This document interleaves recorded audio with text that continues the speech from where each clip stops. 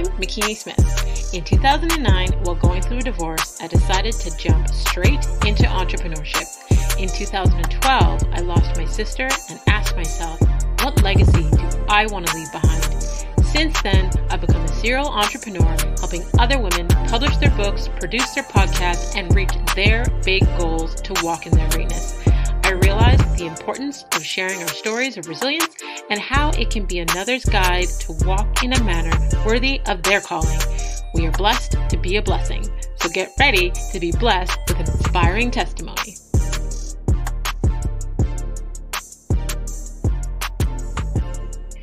Hey, Legacy Leavers. Thank you for joining us in the A Walk in My Stilettos podcast, where we have conversations with amazing women that are letting us step into their shoes.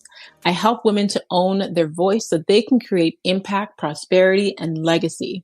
I get inspired when I see another woman succeeding, but what interests me more is her backstory and her mindset on how she got there. So today's guest is about to bless us with her testimony. And since you're already here, you may as well subscribe. Today we have Lana Joseph-Ford. She's the founder and CEO of High Level Speech and Hearing Center. Dr. Lana Joseph-Ford is an entrepreneur in the healthcare industry. She has served as an advocate for musicians' health throughout New Orleans. And among her most notable clients are world-renowned music artists like Drake and musical group Tank. And as a young girl, Dr. Lana Joseph-Ford suffered from hearing difficulties and was bullied because of her speech impediment. And now she uses her resilience to help others by offering early intervention strategies. As a philanthropist, she's played a significant role in supporting youth in underserved communities. And as an advocate for economic development, she founded Joseph-Ford Enterprises, a global economic development firm that invests in real estate, small businesses, health, and technology. She has also been featured in publications like Forbes, Gambit, 40 Under 40, and much more. So please welcome to the show, Dr. Lana Joseph-Ford. Hello, hello. Hello. Thank you so much for agreeing to come on and share your story with us.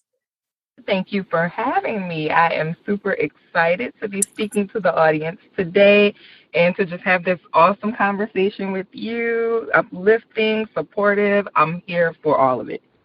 Amen. I love it. I love it. I am really excited to jump deeper into your story and to learn more about you, even when I was doing my research. So your article that you were featured in for Forbes, that was written by my girlfriend, Pollyanna Reed. And I was like, yes, okay. So we've got, some spice up here in the circles. So I wanted to jump straight into your story. But before I do that, I love to start the show with an icebreaker question, because I believe that as women, we have all these different titles that we go by. And a title that I feel that is not given enough significance is our name, because our names have meaning. So I was curious, Lana, do you know what your name means? That's interesting that you asked that. I used to. I think it means beautiful. I believe that's what Lana means. My dad actually named me, and I remember him actually telling me that a long time ago. We'll get into a little bit more about my background, but I remember when we were kind of close, he had explained a little bit about that before, and I think that's what my name means. I gotta look more into it. When I Googled it, and you know that most names have, different meanings in different cultures and different backgrounds. So When I Googled it, I found a few beautiful different meanings for it. The old German meaning is precious. The Greek meaning is sun ray. The Hawaiian meaning is calm as still waters. So I believe all of those are beautiful meanings. Absolutely. And I believe they all describe me. How about that? I love it. You see? So every time someone says your name, they're declaring that meaning to you, girl. Absolutely. I'll take it. I'm here for it. I love it. I love it. So I want you to jump straight in and share with us how you got to where you are today. Tell us your story. Oh man, do you have 34 years? But I'll try my best to make a long, extremely long story as short as possible. Right? I started off. I came a kid that came from underserved background, from a single parent home. Unfortunately, when I was younger growing up, my father was on drugs. So he and my mom, I remember them being in this like happy marriage. And then suddenly, all of a sudden, my dad became abusive and was gone. Mm. And that's what I remember from that. I was so young, but I also remember like just my mom completely changing gears after that, where we ended up in a rural part of Louisiana. That's where I'm from. I'm from Marrero, Louisiana, which is about 10 minutes outside of New Orleans. And we were in a rural part there called Belrose, Louisiana, where we were literally in a small ranch house surrounded by bayous and sugarcane fields.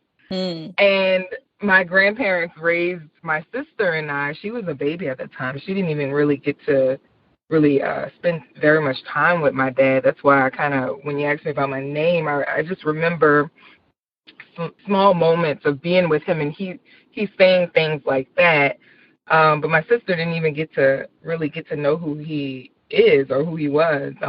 He's still here, but she didn't get to really form a relationship with him. Mm-hmm. But I will tell you that time being in that rural part of Louisiana with my grandparents I think we were there for 4 years while my mom got everything together before coming back and bringing us back to New Orleans. It really shaped my life. It was when that was where my sister and I we learned what simplicity was. We learned what humility was. We learned how to take care of ourselves. And I really believe those small, humble beginnings are what shaped us into who we are today. And for sure, me, learning how to just be able to take two pennies, rub them together, and make $100 out of it. We Mm-hmm. learn those small things, or growing what was considered to be your necessities, growing your food, cooking, cleaning, carpentry, things like that. Being able to stand up for yourself, which is a huge part of why I do what I do, and I know we'll get into that shortly. So becoming an advocate for yourself. So those were simple things that we learn, building blocks of life that we really learn from that interesting time period.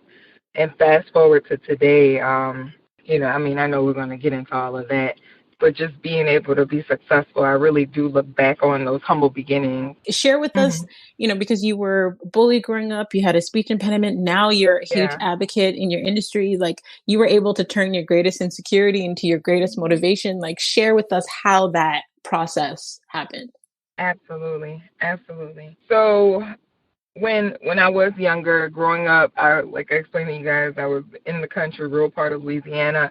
I remember I always tell people, I remember that I was called Strawberry. And the reason why some of my peers and my cousins called me Strawberry was because I couldn't pronounce the word. Mm. I remember being bullied. I remember being made fun of. People do that. We called it ribbon. I don't know what people call it now, but just kind of making jokes between each other. I remember being that victim, that kid that was in the middle of that for so long, Mm. and I would always get bullied or teased because of my speech impediment. And for years, I suffered with low self-esteem, and I didn't, back then as a child, you don't really realize that that's an actual thing. Mm-hmm. You just assume that, okay, that's just how it is. It's not that, oh, it's wrong, that it's something that can really, or it's not true.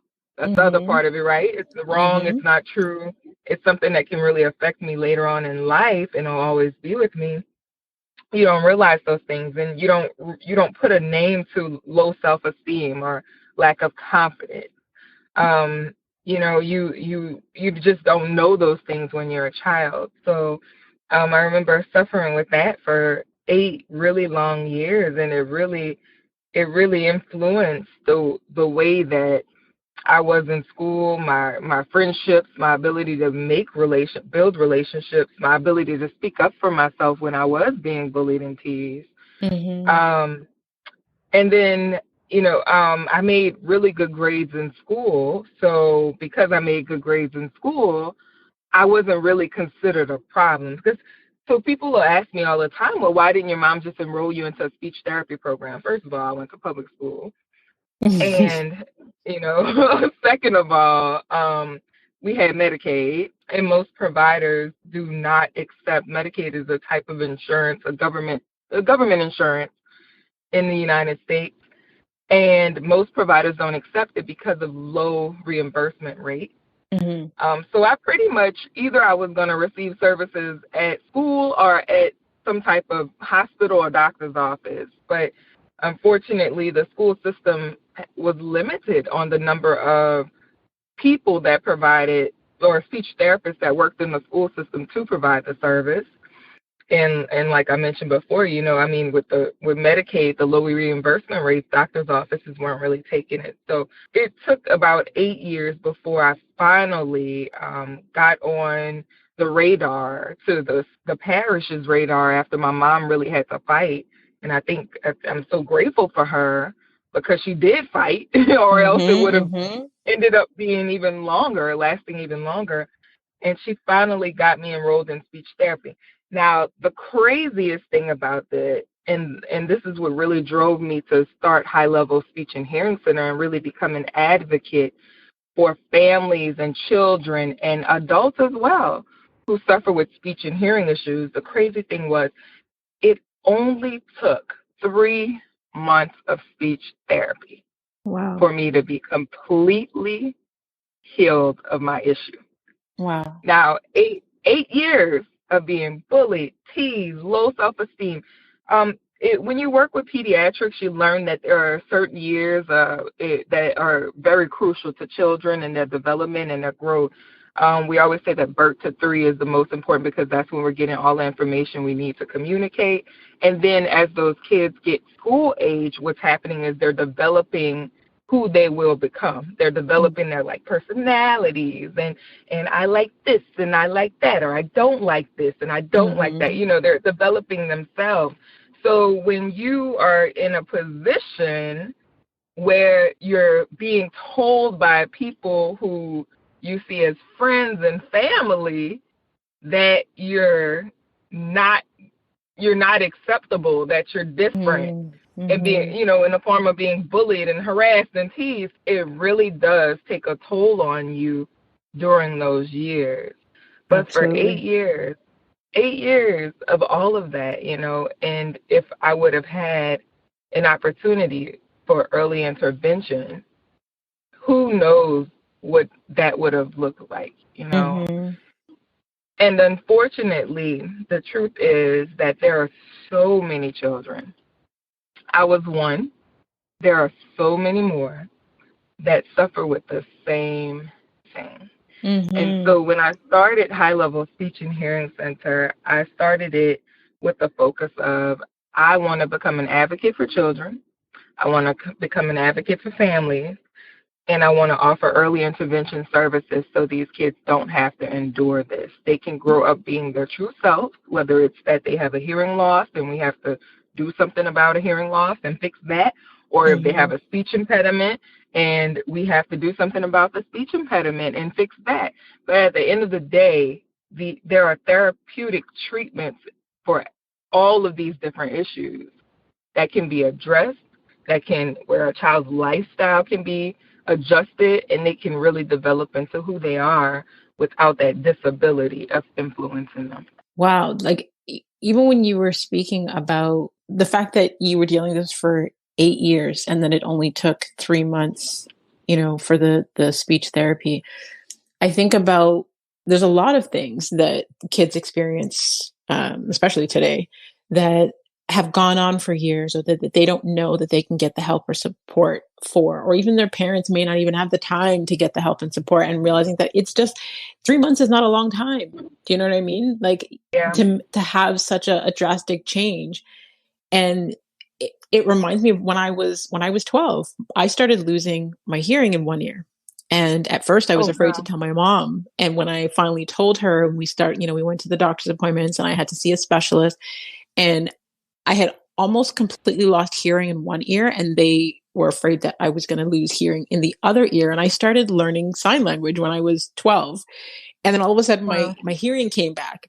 But I don't know if it was, the treatments that we were doing, the things that we were doing, but if I hadn't spoken up, I probably wouldn't have my hearing now. Like there's so many things that kids deal with that we don't realize how important it is to address those things. And like you said, the early intervention, so that these things, don't affect them as much later on in life. But I love how you've become an advocate to make sure that you come in early to catch those things and to provide solutions. Absolutely. Absolutely. Thank you for sharing your story too. As I was like telling you about this, actually a baby came to mind. I recently had a 6-month-old that we diagnosed with single-sided deafness, so hearing loss in one ear. And I remember the mom just being very, very distraught about it, Mm-hmm. and rightfully so, rightfully so. But like you said, there are stories where either there's all of a sudden after a series of treatments or medication, antibiotics, that the hearing does come back, Mm-hmm. or being able to treat their hearing loss with the hearing aid device, which helps the hearing to also come back in a way. Mm-hmm. So there are, to any parents that are listening, here are two stories of, like of just resilience and being able to overcome a disability. And it's a testament that there are treatments out there, and there are doctors and people that are willing to share that information with you. Mm-hmm. Absolutely. So what inspires you the most about what you do? I believe I've always been the person, and I don't want to sound trite when I say this, but I've I've always been that person that literally got into this field for one reason, and that was just because I have a passion for helping people. Mm-hmm. And I'm a people person. When you meet me, it's like we've known each other forever. And it's so funny Mm-hmm. because my patients, whether it's celebrity clientele or my patients that are just local community members of the community, when they come into my office to see me, they say, I feel like I'm at home, or I feel like Mm-hmm. I'm family. And that's exactly how I want people to feel. So my inspiration comes from being able to make an impact for someone else. I know you'll hear it all the time from people. They'll say, you can't get into this business for the money. It's so true. You can't. First of all, audiologists don't really make that much money. If you look at the salaries of audiologists that are not business owners, I mean, it's not as much money as typical doctor type of fields make. However, what comes from it is the satisfaction of, number one, nobody's gonna die on me. Mm-hmm. Nobody's coming to me. My sister's a internal medicine doctor, so unfortunately she can't say the same. But I always tease her and I'll tell her, like, look, girl, if somebody passes out, that's you. But if they have a hearing problem, send them to me. But if they pass out, that's on you. You take care of that. I don't deal with anything like that. And that's always nice because people literally walk into my office and leave fixed, leave Mm-hmm. repaired, leave with a whole completely different sense of themselves. And there's no feeling that's more incredible than seeing the smile on their face when they're able to say, wow, I can hear again. So Wow. I think that's what inspires me to continue this fight, to advocate for the patients and also continue being there to support them with their speech and hearing needs. That sounds so gratifying and fulfilling. Like, as you were saying that, I got goosebumps on my arms, and I was thinking about a conversation that I had with my 15-year-old son last night, where he asked me, like, Mom, would you rather be deaf in one ear or blind in one eye? And that's when again, this is how I remembered my story to share with you just now, because I explained to him the story of me losing my hearing when I was 12. And he was kind of like, what? Like, Yeah. you've never told me this. Yeah. I've never heard you say this in 15 years. Like, what? But Wow. it's like, Yeah. we don't Yeah. realize, I'm going to say, the blessings we have. We don't appreciate the things that we have. And something where one person maybe, they wake up every day and they can hear. To them, that's something they may take for granted. But there are people that have issues, whether it be to hear fully or to even see fully. Like, I feel like we don't value the simple things that we have. Mhm. And I say simple lightly, because it's not simple. Mhm. So, Mhm. I feel like the pandemic has affected a lot of people's ability to serve. So I would love to know, what has your journey been like since the pandemic? Has it affected how you serve? It definitely has. We've, as a business owner, I've literally had to readjust my entire company based off of the inability to have face-to-face interactions with people. Mm, And that, for us, especially being in New Orleans, where everything is about a hug, a kiss, hey, how you doing? How your mom and them? Like, mm, it's all about Southern hospitality here. And so we had to learn as a culture here in this city how to still exhibit that Southern hospitality, but how to do it in a way where it became a lifestyle adjustment, right? mm, Now things mhm, are done virtually. Now everything's Google, Zoom, and conference mhm. line and everything else, right? Yep, yep. So before, we would say all the time, oh, I'm not going to, I don't like telemedicine. I don't like telehealth, because that's not giving me that one-on-one in-person experience with that Mm-hmm, patient. Now we mm-hmm. have no choice but to do that. Yeah. So the pandemic forced us to make that adjustment and adopt practices that are more advanced. Because Mm-hmm, now, like in my company, we have a kiosk for everything. We have a robot for everything now. And, even from the patient check-in, you know, sometimes our patients get virtual check-in assistants, mm-hmm, mm-hmm, virtual front office people. The hearing test, we had to adjust to finding technology that would allow us to remote into servicing patients for hearing aid needs, because our elderly patients, prior to this, I'm talking about before the vaccine came out, they weren't coming into the office, and we didn't want them to come into the office because we didn't want to put their lives at risk. mm-hmm, Same thing with our speech therapy. Before, it was, oh, this is a new thing for us to do video conference in, or do like telemedicine for speech therapy. Now we have no choice. In fact, we moved one of our speech therapists, we appointed her as a telemedicine speech therapist, and she doesn't even drive to work anymore. She doesn't commute at all. She works from home all day and provides the telehealth services, which she really appreciates because she's a single mother, and mm-hmm. she doesn't have to take that long 1 hour drive. But we really had to make the adjustment, and I will tell you, last year was supposed to be my company's down year. It was supposed to be the year where we didn't make that much money, where we had to lay people off. Well, it ended up being one of our not one of the top years. It ended up being our Wow. best year thus so Wow. far. And I believe it's because, again, a testament to resilience. We had to say, look, we had to come there. I'll never forget when they shut down the schools. We do a lot of work with schools.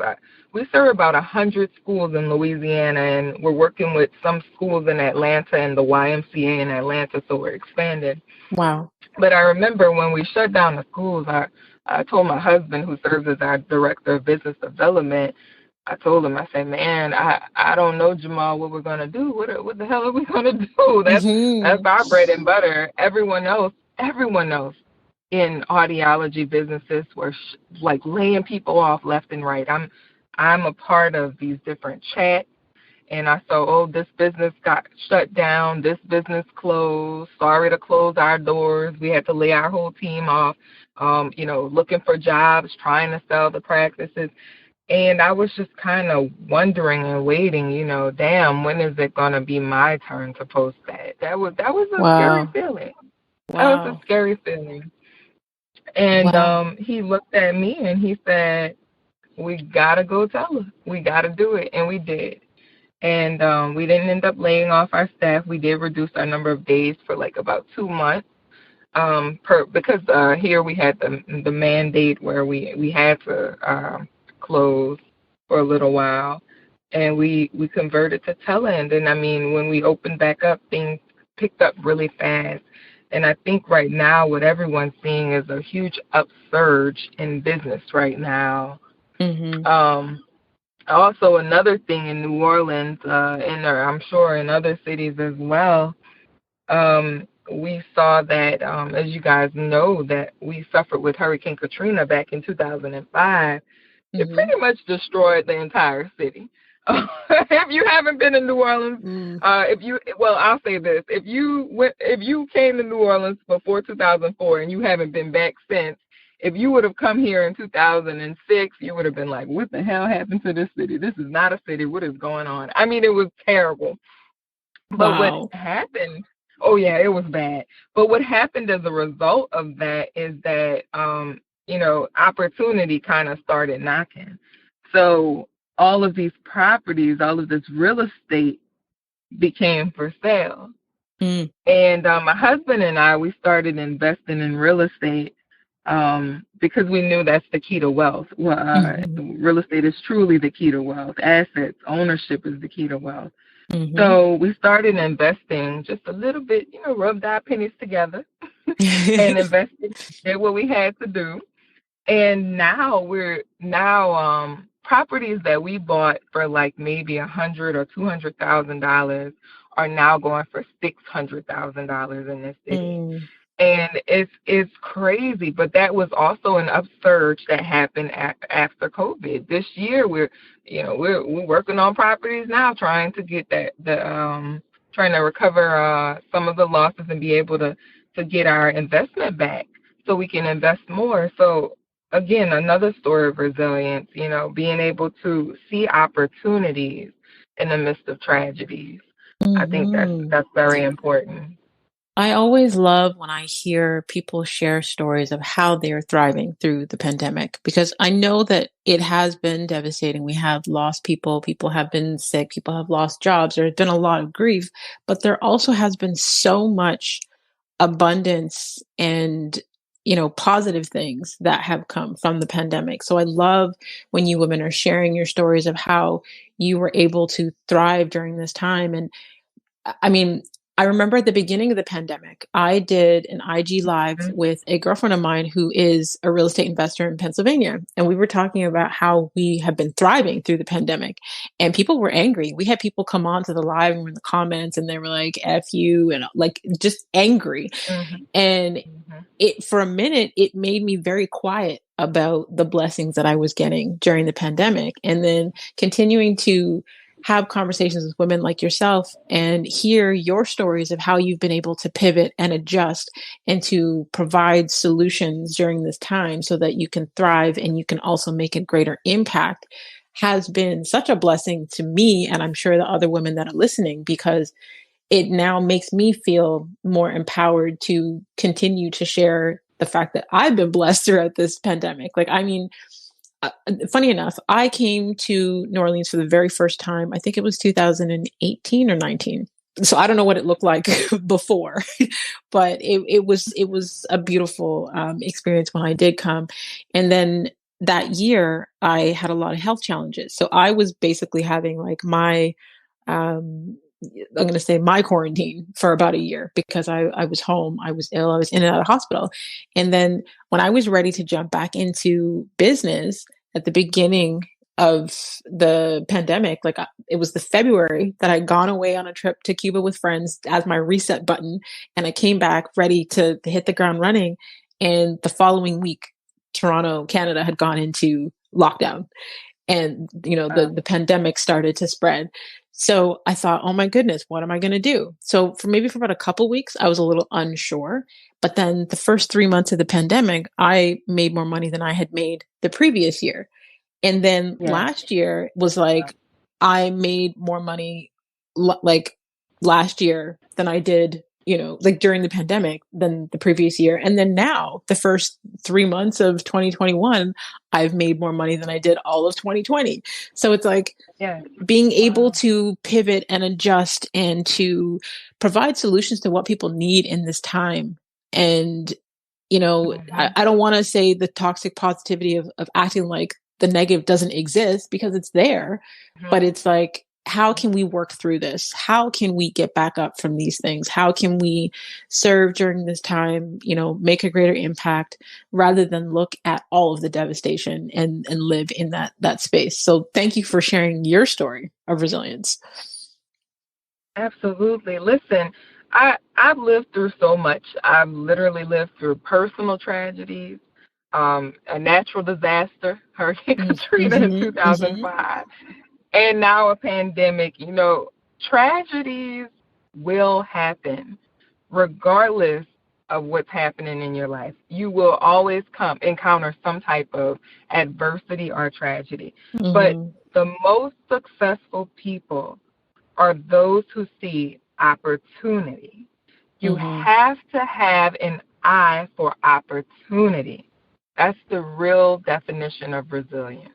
I agree. 1,000%, 1,000%. So I guess speaking of opportunity and, seeing things, like what keeps you up at night? What, like, when you think about everything that is happening in the world and where things are now, what keeps you up at night? I think the question that keeps me up all night, or keeps me up at night, is always it's not what have I done, it's what haven't I done. It's not did I do it, it's did I do enough. Those are always the questions that I'm constantly pondering, like when I do have those moments of solitude and I'm talking to God about what I want my legacy to be. And sometimes it has to do with individual people or my patients, where I'm like, I remember I recently posted on Instagram a scenario that happened. I had a patient that reported to me that she was having sex with her husband, and every time she would get hearing loss every time she had an orgasm. Oh wow. And the first thought that I had was, no, that's not true. I was like, who does she think she's fooling? Like, no, no, ma'am, it ain't that good. No, sister, it ain't that good. But so that was an example of something, for me, I'm always wondering, like, okay, I don't want to dismiss what my patient is saying at this moment. How can let me make sure that this isn't something that is real, that really happened. And I ended up spending time researching it and come to find out many women complain about experiencing hearing loss, temporary hearing loss, after having an orgasm. Wow. And for me, the sad part of it for me was the fact that she felt like she didn't want to have sex with him anymore. And that was really sad because, here's a married woman. Hey, we know whether you're married or you're single, it's important, right? It's important. That's the kind of age we live in. And I know for me being married, it's important. So, I didn't want to just brush it off because I would never want to. I'm all about love, and I would never want that to be the reason why she wasn't being intimate with her husband. And after researching it, that was something that kept me up. And when I found out it was true, I had to go back to her and I had to report it to her, and we had to come up with some solutions to why that happened. So that's one example of me always wondering, did I do enough? And what else is out there? And business-wise, I'm always thinking that too. And in my personal life, I'm always thinking that as well. Like, what other opportunities? Growing up the way I did, I wasn't exposed to a lot of things. I had to learn these things by trial and error, reading about different business laws, tax laws, pretty much what are wealthy people doing to stay wealthy. And I'm grateful for my husband because he's the one that really encouraged me to continue reading and learning these things. But it was never told to me. I didn't grow up where my mom had property that she gave me or a business that she gave me. The only thing that she gave me was the belt. And she said, with this belt, I'm going to make sure I wake your ass up and you're going to school. And it worked. It worked for me and my sister. It worked, but now I'm in a position where I can repay her, and I'm giving her more things, and helping her to live this life that we did not know about because we were not in the socioeconomic class to have access to even know what these opportunities were. So I'm always wondering, what else can I do? What else is out there? That's what keeps me up at night. Wow.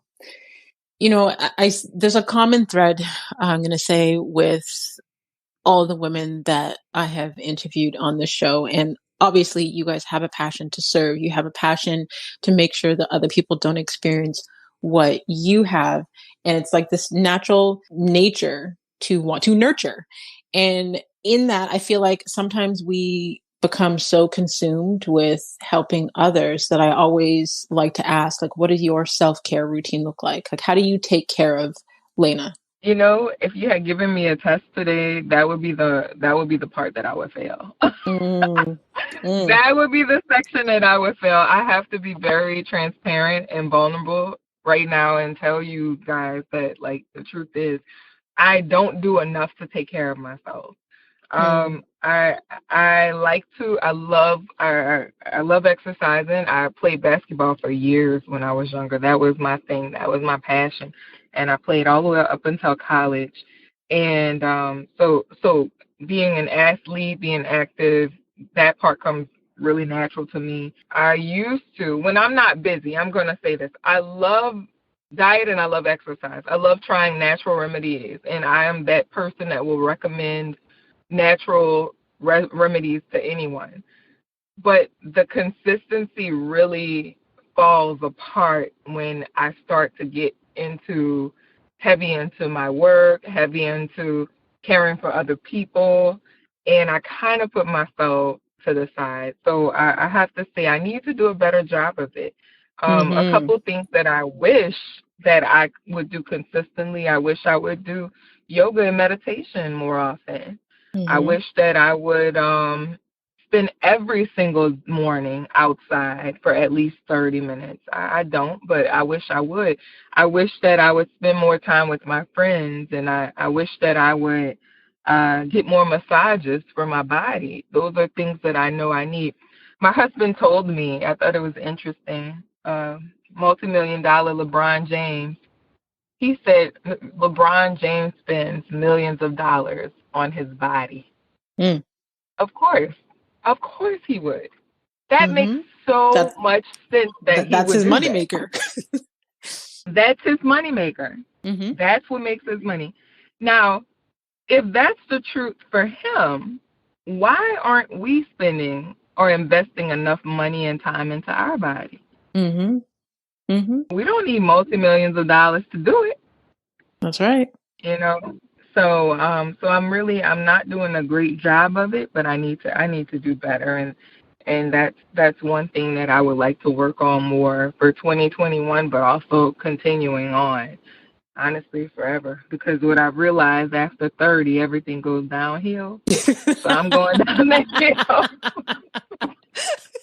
I'm rolling down the hill right about now. I've never had it to where my feet hurt to the point where I'm like tiptoeing. I'm like, oh no. See, I'm Down laughing the hill, because I mean, so I turned 41 this year, and a lot of people don't even believe me unless they see my kids, because my eldest is 23. But people will look at my Instagram and then assume that I'm a lot younger, and then when I say my age or I say the age of my kids, they're like, "What?" But honestly, because I made self-care a priority the last year and a half to almost 2 years, that has been like, I make sure that my morning routine is dedicated to filling my cup, and I separate my self-care routine into mind, body, and soul. So doing the reading, doing the affirmations, doing the prayer, doing the meditation, doing, eating healthy, outdoor walks. So because I've made that a part of my routine, I actually feel like right now at 41, this is probably the best shape that I've ever been in my life. And I think that's beautiful. And I appreciate you so much for sharing that, because, I mean, that's huge. We think that that's a story in itself. We think that we have to chase the dream. We have to chase the dream. Got to get up early in the morning, 5 o'clock. Got to chase the dream. Got to chase the dream. No, you don't have to chase the dream. You have to keep yourself healthy. So you're there for that opportunity. That opportunity will come knocking at your door. You have to be prepared. How am I going to go to the Oprah Winfrey show when she calls on me and my feet are hurt and I can't even walk out the car? Girl, I can't even get to the airport. I better roll me out this house and send me on my way in an Uber. So I think you're so right. I think we all need to do that, and I look forward to being able to report to you a few months from now. I'm going to be in your DMs. Yeah, stay on me. Your accountability partner, I'll be in your DMs. Lana, what did you do for yourself today? Get on me, McKinney. Get on me. I got you. So before we go to the final segment of the show, I want you to tell the people where they could stay connected with you online. Oh, sure. So please, follow me on Instagram at Dr. J the Hearing Doc.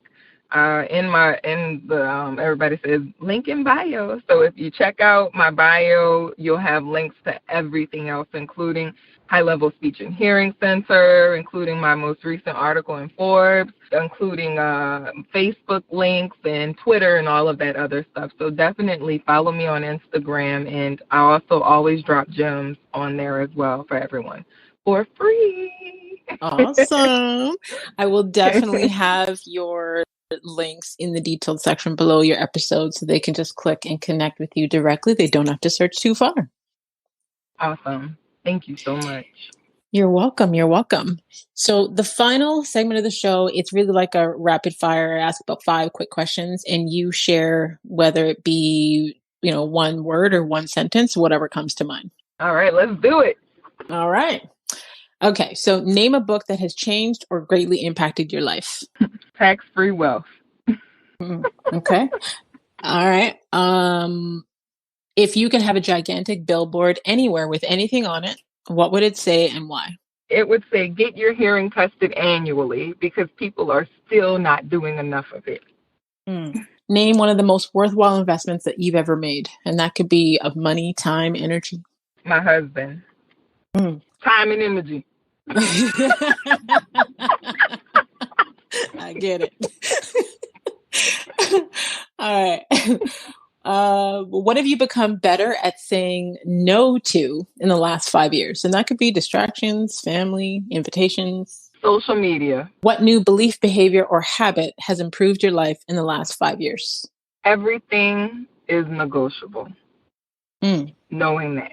Love it. Lana, I want to thank you so much for taking the time to join us and share your story with us. I truly, truly appreciate you, and I will definitely be in your DMs as your accountability partner. Yes, I'm looking forward to it. Thanks so much for having me, Makini. It's been a true pleasure. Thank you. Thank you so much. And to all of you legacy leavers out there, until next time, subscribe on all platforms. Don't forget to rate the show and leave us a review on Apple Podcasts. You can join the community of legacy leavers and sign up for our weekly newsletter at awalkinmystilettos.com and grab one of my personal development books available online everywhere. And if you could think of one person that would receive value from hearing Lana's story, please share it with them. Feel free to screenshot this week's episode and you can tag us on Instagram. You can tag Lana at Dr. J, the hearing doc, and you can tag myself at The Real Makini Smith and continue to walk in greatness in your stilettos in a manner worthy of your calling.